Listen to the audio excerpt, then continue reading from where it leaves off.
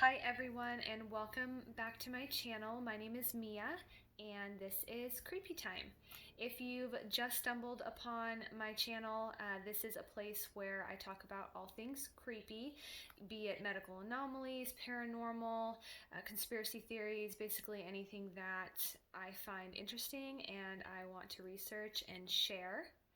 I also want to add a disclaimer that this particular video is going to be talking about a medical illness, and so if that type of thing bothers you or triggers you, I respectfully and nicely ask that you skip this video. I also want to say that none of the research that I have done I claim as my own. It is not mine. It is all, things that I have seen on Google and just clicked on videos on YouTube, read in books. So anything that I have researched, the primary things that I have pulled information from, I will link down below. So if you want more information from those websites, they are available to you. So let's, I also want to say that because I'm talking about a medical illness, I want to make it perfectly crystal clear that I do not find the people suffering from this illness to be creepy, but the illness itself is pretty disturbing. So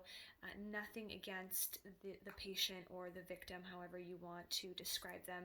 And I come from a place of nothing but respect and understanding because I do work in the medical field. So let's get started. I have my little cheat sheets here with me, so if you see me looking down frequently, it's because I'm referencing them. So today's video is going to be talking about an illness called Fatal Familial Insomnia, and it is just as horrifying as it sounds. So how would you feel if you were never able to sleep ever again? This truly creepy and disturbing disease robs you of the ability to sleep, to fall asleep, and to rest. It takes that from you. No matter how many prescriptions you try, no matter how many medications or therapies you do, nothing allows you to sleep. It gradually exhausts your body and mind until you inevitably die. The disease is called Fatal Familial Insomnia, and there are no known cures or treatments for it. It's silent and it's sneaky, and you might not even know if you have it until you are older. Someone affected by it, they won't start showing signs and symptoms until they're middle-aged, and then once the symptoms, the onset of symptoms begins, it's really, really rapid. So someone with this disease will start to experience mild symptoms at first, general forgetfulness, fatigue, very mild insomnia, difficulty getting to sleep, things like that, maybe some irritability because they're so tired. And as it progresses, the insomnia will become worse. The person suffering will find that they're just getting less and less sleep. They will progress into, non-existent sleep, and they in doing so and not being able to get sleep, it'll lead to changes in your mental status and your behavior. You will have anxiety and panic attacks, periods of hyperventilation, unintended weight loss, phobias, delirium, worsening dementia. So your forgetfulness will turn into full-blown dementia. When the person might get a few minutes of sleep, especially in the beginning stages where the sleeplessness has not become, an every night occurrence, when they do catch a few moments of sleep, their dreams will be like very vivid and sometimes, horrifying or disturbing to them. And when they reawaken, they would have hoped to have had a restful couple of hours of sleep, but it'll only be a couple of minutes, and they'll reawaken to their memory problems and loss of cognition. They will become confused, start to experience confusion and hallucinations as the brain just yearns to dream and sleep. Your dreams will become very real. They will become waking dreams because there is no outlet for your brain to reset and to get rid of your day's experiences. So you'll start to hallucinate, and the body will begin to deteriorate. With the exhaustion, your body will begin to deteriorate as well.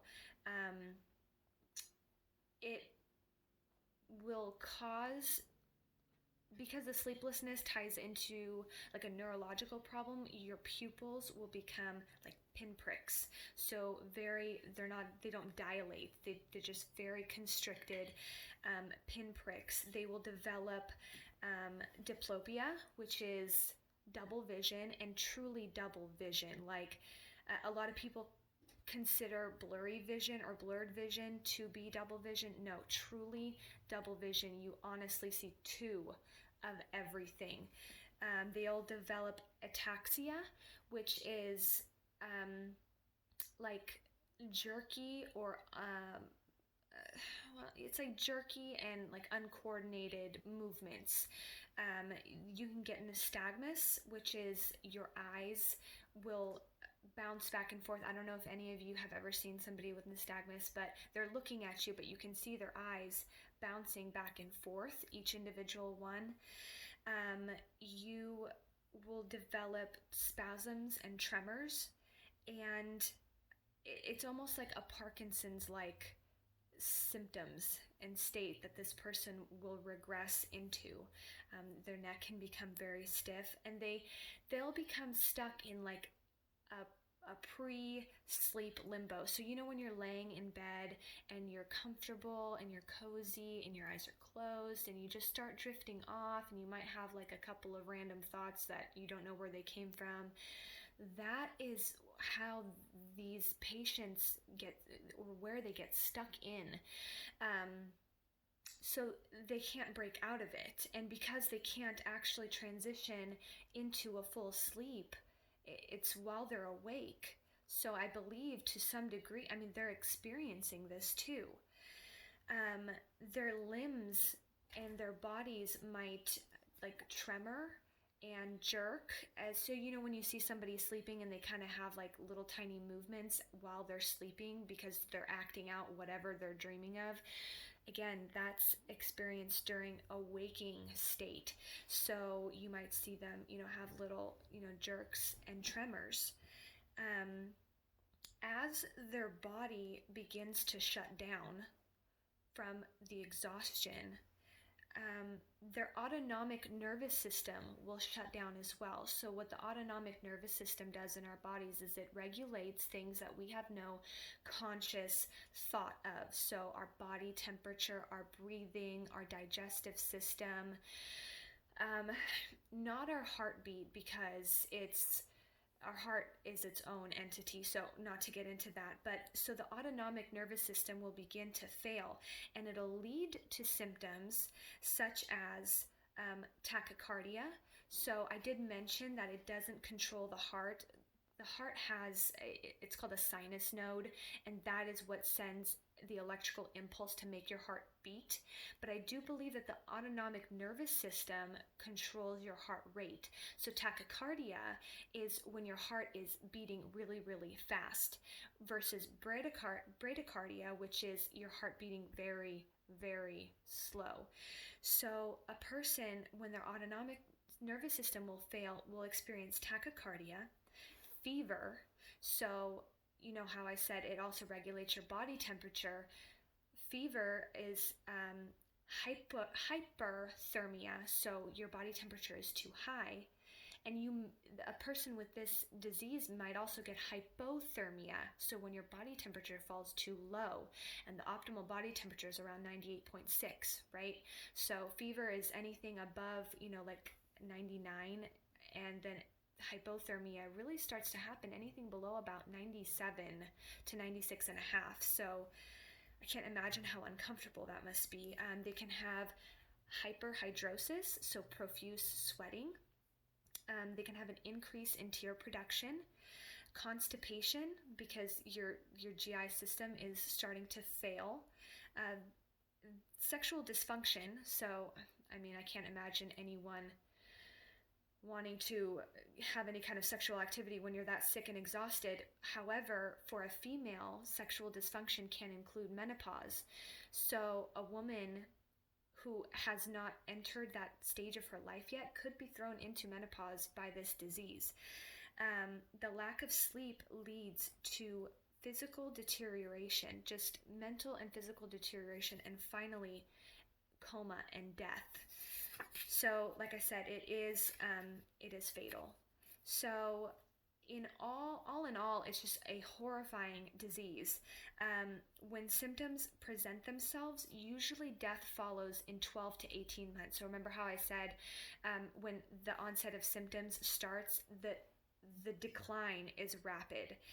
And so, how you hear all this information and you're like, how do you get it? How do I not get it? Okay, so this is where things get pretty interesting. So FFI, Fatal Familial Insomnia. So FFI, it is, the cause of it is in the name itself almost. So familial. So it is a family disease and it is hereditary. So that means that it is caused genetically. Okay, so FFI is a genetic mutation that is primarily passed down from parent to child. And the genetics behind it are truly fascinating, really. I mean, so in our bodies, we have genes or genetics that make up who we are. Okay, so that is the building blocks of life, our genetics. So genes are held inside of chromosomes, and they are the instruction manuals for how to create proteins. So this is down to a very basic level. So genes are the instruction manuals to create proteins, and the proteins in our body build and create a whole bunch of things that we need, okay? But in DNA, the nucleus is made up of 2 copies of each chromosomes. So like basically one from your mom and one from your dad. So 2 copies of chromosomes 1 through 22 plus an extra copy of the X if you're a female, or just a Y if you're male, okay? So on chromosome number 20, remember how I said there's chromosomes 1 through 22? So on number 20, there is a gene called the PRNP gene, or the prion-related protein gene. I'm going to be calling it PRNP from now on. So prion-related protein gene, okay? There are 2 copies of it, one from mom, one from dad. So DNA contains the instructions, and they are converted into RNA. So RNA is that message that is translated into protein, okay? So the PRNP in DNA spells out instructions for creating the prion protein, or PRP, and I will be referring to it as PRP from now on as well. So, as a recap, inside of the chromosomes there is a gene called the PRNP gene, and it is responsible for creating the protein PRP, okay? Prion protein, PRP. So, everyone has PRP on the surface of their cells. It's a naturally occurring protein. It's just there.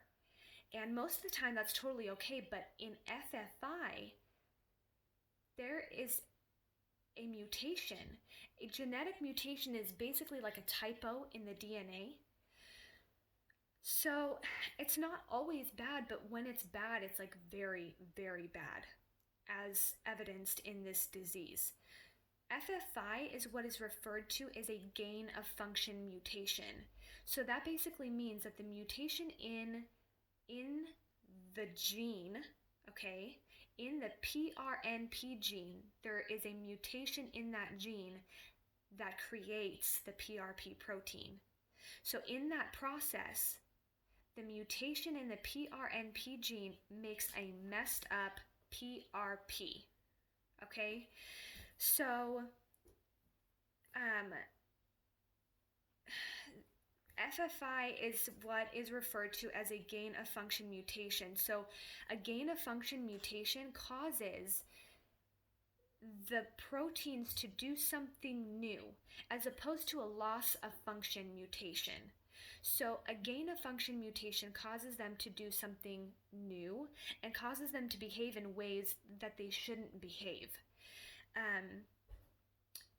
And then a loss of function mutation, just as a side note, basically means that the proteins aren't doing anything. They're just like, guess I won't go to work today. That's too bad.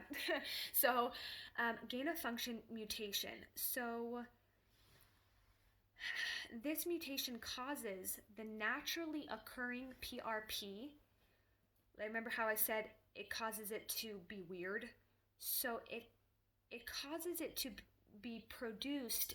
So instead of it being kind of like a squiggly straight line, it causes it to be produced in like a 3D shape. So it's all funky, okay? And they refer to this 3D shape in this prion protein as a misfold. So that's what you'll hear later on too, is a misfold. So as a recap, the mutation in the PRNP gene has caused this PRP, or this prion protein, to become a 3D shape, a misfold. And the misfold is toxic to humans. We can't, get rid of it, so we can't eliminate it, and nothing takes it away, and it is toxic. And because it's naturally occurring, the body just keeps producing it. It keeps producing it. It keeps producing it. And it doesn't go anywhere. And it keeps producing it. So how does all of this come together?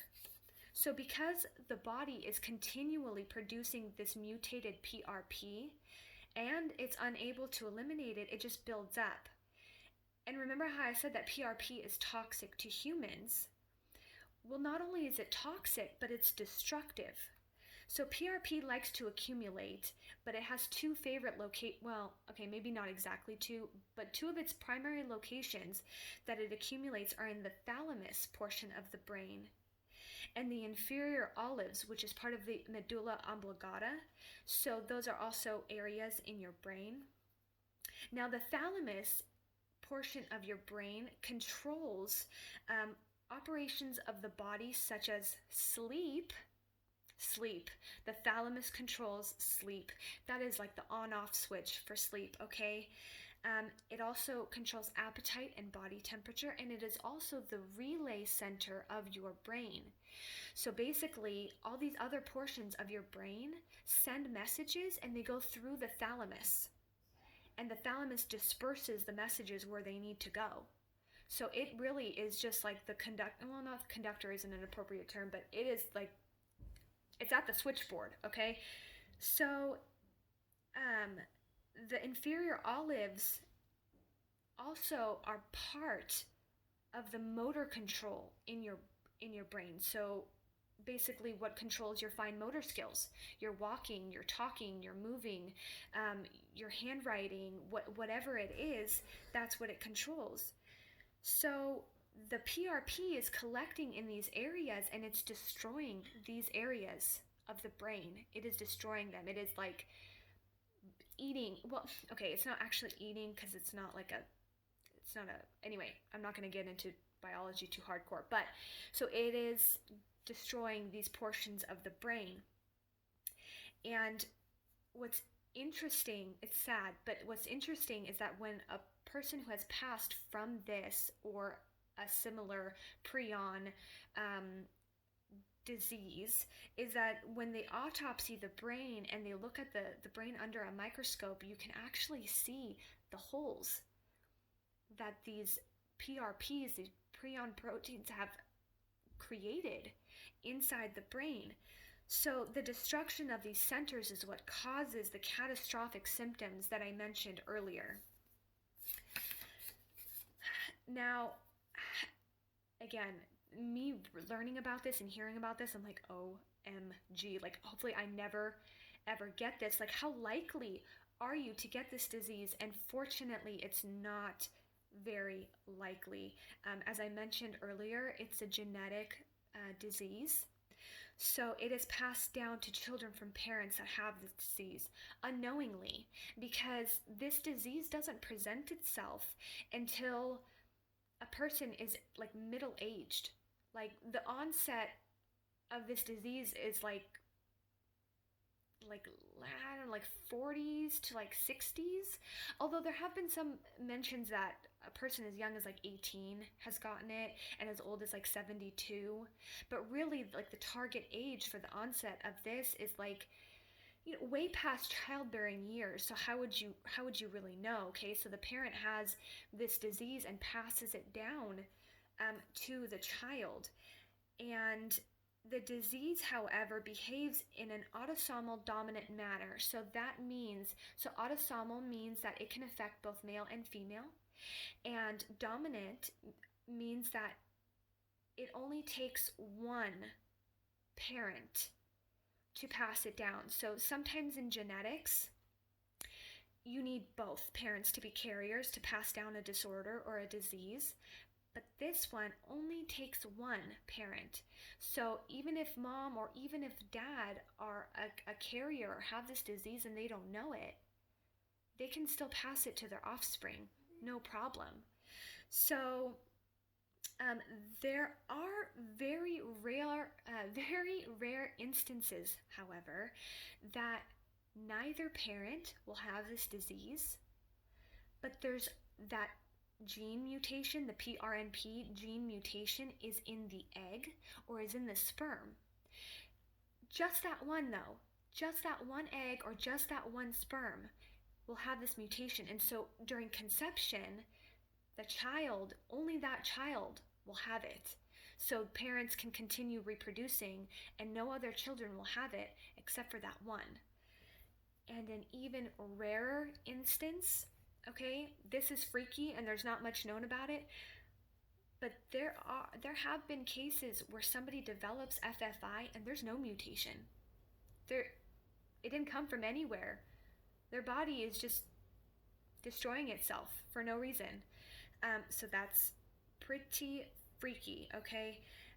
That being said, this disease is not contagious. So somebody who has it, which I know you might think is like a duh factor because we just talked about how genetics work in this, but people are still a little bit afraid. This disease is not contagious in like a bacterial or viral way. You can't shake hands with someone and get this disease. You can't kiss them and get this disease. You can't, touch their blood and get this disease. This is, okay, I'm going to get into something in just a minute, but this is really predominantly genetic. The only other ways to get this disease is to come in contact with CSF or cerebrospinal fluid. That's what you have in your brain, like surrounding your brain and your spinal cord, and to ingest or inject brain tissue, contaminated brain tissue. Now I know you're probably thinking like, who in the world would do that? More often than not, exposure to this is unintentional. So FFS is classified as a prion disease that also includes, there's a couple other diseases that are considered I always want to say prion. Prion. I always want to pronounce it prion, but it's prion. Okay, so there are a couple other diseases. I think there's about 5 or 6 prion diseases total. But there's like 2 or 3 that are more notable, and that is CJD or Creutzfeldt-Jacobs disease, and then there's bovine spongiform encephalopathy, which it got me. Encephalopathy. Woo! We got it. Okay. Bovine spongiform encephalopathy. So that's mad cow disease. I don't know if you guys remember, like a few years ago in the UK, there was an outbreak of mad cow disease. Okay, so what happens? Oh, and there's one more. It's called Crew. I think I might be pronouncing it wrong, but that is like almost extinct. That is not something that is circulating even remotely. Okay. Um, so there was that outbreak of mad cow disease where people were unknowingly eating infected beef. So when sorry, this is triggering. Okay, when a cow is slaughtered for consumption, the spine is broken, and so is the head, and the brain, and that CSF, which I'm pretty sure they have something similar to CSF if they don't have CSF themselves, but that fluid in their spine and in their brain contaminates the meat during the butchering process, as well as brain tissue. I mean, it flies everywhere. Like it needs to be contained, okay? In something that's infected, like it needs to be contained. So anyway, they were eating infected beef and they were getting BSE and CJD. They're prion diseases. So that's completely unintentional on their part. These can also, so in the medical field, people who are in the medical field and are exposed to these things are at higher risk because of how hard it is to diagnose something like this, and I'll get into that later.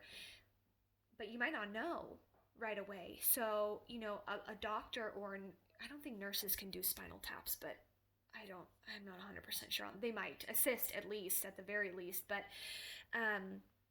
they're there trying to extract the CSF, and they might get sprayed in the face during an autopsy. If it's not known yet, you might have it on your hands or on your clothes. The fluid and the brain matter in autopsies. People who work in funeral homes. I used to work in a funeral home, and we had to take extra special precautions when it came to CJD patients because we used to get them in, and they had to be cremated in a very specific way to ensure that those prions were destroyed. And if you're not doing it correctly, there is a lot of room for exposure. So then there is this one story which I wanted to mention just because I feel like it's interesting. And before I get into this part, I just want to say, if anybody even watches this video, this next story that I'm sharing is one of cultural origin, and I am not here for any kind of comments that are mean or just don't be a jerk. Okay, this is someone's culture. This is not your culture. This is not my culture, and we have no room to say anything about it. Period. End of story. Okay, that being said, there is a community of people called the Foray people of New Guinea. And Crew, remember I mentioned Crew earlier, was pretty much all but extinct. But it started making its rounds again and killing the people of this community because of their practice of ritualistic cannibalism. So when one of their tribesmen would die, or tribes members, would die, they would perform ritualistic cannibalism and they would eat the brains. Of course, they're not going to know. No, the layperson doesn't know about things like this and how these things work, so they were infecting themselves. So to wrap it up, that's how you get it. You either get it from your family or you're horrifyingly exposed unintentionally, okay? So, very rare disease. Collectively, it only affects about 1 in 1 million people annually, and I think that's globally. Or it might just be in the US. It's pretty much non-existent in the US, but I think on a whole, FFI is 1 in 1 million globally. But where did it come from? It's like, how do these things even start or happen? And the exact like cause of the mutation is unknown. Like nobody knows what the heck happened to set this off. But the original mutation has been traced back to one Venetian doctor back in the 1700s, early 1700s, and he unknowingly passed it on to his children, and that created like a cycle. He passed away in 1765, and his children, and back then when they didn't really have a concept of modern medicine as we do now, they didn't know how to treat this person or people or how to help them or make them better. So they put them in insane asylums. Because remember how I said in the beginning when I was going over the symptoms, delirium, hallucinations, dreamlike limbo, involuntary movements, all these horrifying things, they didn't know. I mean, they thought that this person was just crazy or possessed or something, and they just put them in insane asylums, which is really sad. But what do we know now, though? They didn't know how to treat people with this back then. What do we know now about it? And unfortunately, we still don't know jack. We don't know anything about it. We don't know how to cure it. We don't know how to treat it. We don't know how to stop it. And that's not to say that great efforts aren't being made, but at this point in time, we don't have anything. I know that they have, from what I've read, they've tried Pitocin polysulfate, a medication, and then another medication called, quiracrine, and amphotericin B. Good thing I'm not a pharmacist, okay, y'all? So these 3 medications have been tried in animals, and it has actually showed to slow the progression of this disease. The bummer is that it doesn't do anything in humans. It failed in human trials. In human clinical trials, it failed to slow progression. So that's a bummer. There are clinical trials in Italy that they're trying to prevent the symptoms. So for people who already know that they have it, they have a family history, they're carriers, they've been genetically tested, whatever it may be. So for those individuals, they're trying to prevent the onset of symptoms with doxycycline, which is an antibiotic. They're also trying immunotherapy. And the 3 main areas of study for this disease are antibody vaccinations,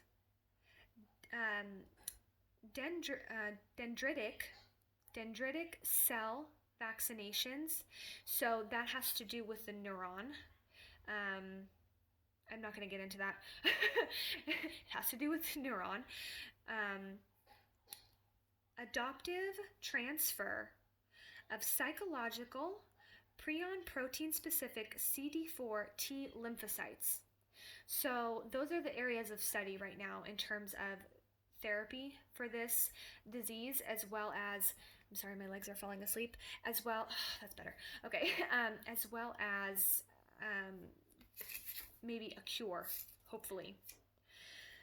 So how do you even diagnose this, okay? Like, if you have no idea and you start exhibiting these symptoms, aside from the insomnia, okay, all the other symptoms are really similar to like Parkinson's, Alzheimer's, just dementia, sundowners. I mean, who's to say that you don't have one of those? How do they classify you in a prion protein disease? So diagnosis is made based on patient history, symptoms, clinical evaluation, and specialized testing. Molecular genetic testing is available, and it can detect the PRP variant in some instances. I don't know what the exceptions are, but the testing is available, and so like if you have it, it'll find it. They can also do polysomnography, which is a sleep study. So they'll hook you up with all these little things on your head and heart, and you sleep. and they basically track your sleep patterns. So this is to determine if you're even entering the stages of sleep. Like, so there are different stages of sleep. Are you even entering them? So that's what they're looking for there. They're also looking to determine if you slept at all, because some people feel like they have insomnia, but they're actually in the first stage of sleep. So they're kind of sleeping, but they're not entering that deep REM sleep that everyone loves and talks about. So they can also do PET scans, and PET scans are positron emission tomography, and a PET scan will create a 3D image of whatever you're scanning. And this allows them to take a look in those areas that we talked about earlier, the thalamus, and see if there is any like abnormality with it, destruction to it, and it can also check the metabolic activity of the thalamus. So basically, it can show if it has thalamic hypometa. Oh yeah, come on, Mia. Thalamic hypometabolism. So hypo again meaning less, showing the decrease in activity in the thalamus. So that's a really helpful tool. They could do CT and MRI scans just to simply determine if there is like any abnormalities in the brain, and also, like we mentioned earlier about the Alzheimer's and dementia, and like Parkinson's and things like that, they can rule out those diseases. So let's see here. If all of the above, oh, that's what I was trying to say. So genetic testing is, go figure, in the USA. Sorry, our medical system is whack. So in the USA, genetic testing is only available if you've had all of those other tests and have had abnormalities in all of those other tests, and you have a family history, and you meet the criteria of like when you're starting to develop these symptoms, and you have insomnia. Then they will do genetic testing to find that variant. So just a bunch of craziness. Definitely creepy, in my opinion. This disease has literally given me nightmares, because I don't know about you guys, but I like to sleep. So, you know, I just really feel for somebody with this. There was a man, and his name was Michael Cork, and I also wanted to say before I go on here, the information about this patient, again, I found online. All the information that I am relaying now has been made public already. They are interviews on the Discovery Channel, and there was a couple of YouTube videos detailing his experience with this disease, and it is nothing that was meant to be kept confidential. I am not breaking anyone's confidence or HIPAA or any of that. Like, this is out there, okay? So, like, family participated in interviews kind of out there. So there was a man by the name of Michael Cork, and he was a 40-year-old music teacher at high school, I believe, either middle school or high school. Very, very talented man, a very talented music teacher. And all of a sudden, out of the blue one day, he started developing a cough, and he could not get rid of that cough. No matter what he did, he couldn't get rid of it. He then progressed to having a lot of sleepless nights, and he attributed this to his wife's snoring. And this, again, was said in the documentary. He attributed this to his wife snoring. So his wife and him actually decided to sleep separately for a while to see if his sleep would improve. Well, after about 2 or 3 weeks, his sleep did not improve. But he carried on. I mean, what are you going to do? Nobody automatically assumes you have this disease, right? So he carried on, tried prescriptions, nothing worked, continued on with his day. His family noted that, they would see him trying to take a nap, like go to lay down on the couch to take a nap and try and sleep, and he'd be right back up in like 3 or 4 minutes, because you can't sleep. the thalamus is being destroyed by these variated PRP, and it has flipped your brain's sleep switch to the off position.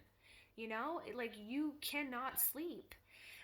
So let's see, what else did he do? He began, after a couple of weeks of not sleeping, his family noted him as looking really tired, laying down, not being able to sleep. He started having a hard time walking, because remember how I said it also affected the inferior olives of the medulla oblongata? Well, that controls your motor skills. So he was having a hard time walking. He was walking around with a cane. There was a period in the documentary where you could see him trying to get to his podium, because he was a conductor basically for these music students, and he was trying to get up to the podium to conduct, and it was taking him a very long time. And bless him, he was like trying to cover it up by like taking a couple of steps and stopping and waving to everybody who was like cheering him on and things like that. But it was disheartening to see him having such a hard time walking. Then he began having memory loss. He was noted to have forgotten who a couple members of his family were, and by calling them different names and asking for his grandmother who had passed years prior, it's like they said that it was like he was stuck in a previous time when he was younger. He stopped being able to hold a conversation. He was having periods of delirium, and eventually he was hospitalized. And the video is just heartbreaking. It really is. If you guys search FFI on YouTube, you'll find it. But he has lost so much weight, and he's in the hospital, and he's having tremors, and he's laying in bed, and he looks so tired, but he's unable to sleep. And the doctors wanted to see exactly what was going on, and they put, it's called an EEG, and they put, basically it like monitors your brain activity, and they put the little cap on him to like monitor those things, and it showed that he wasn't even entering the first stage of sleep. Not even one stage. He wasn't even snoozing. This guy was not even snoozing. So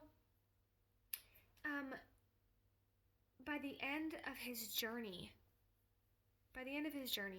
this was a different, because most of the time you're like, well, can't you give him like anesthesia or something and like knock him out? What is your problem, right? Like that's what I would be thinking as a family member of this person who can't sleep. This was a different patient. I don't believe it was Mr. Cork. I believe it was somebody different, but they gave them enough barbiturates to put them in a medically induced coma, and they stayed awake.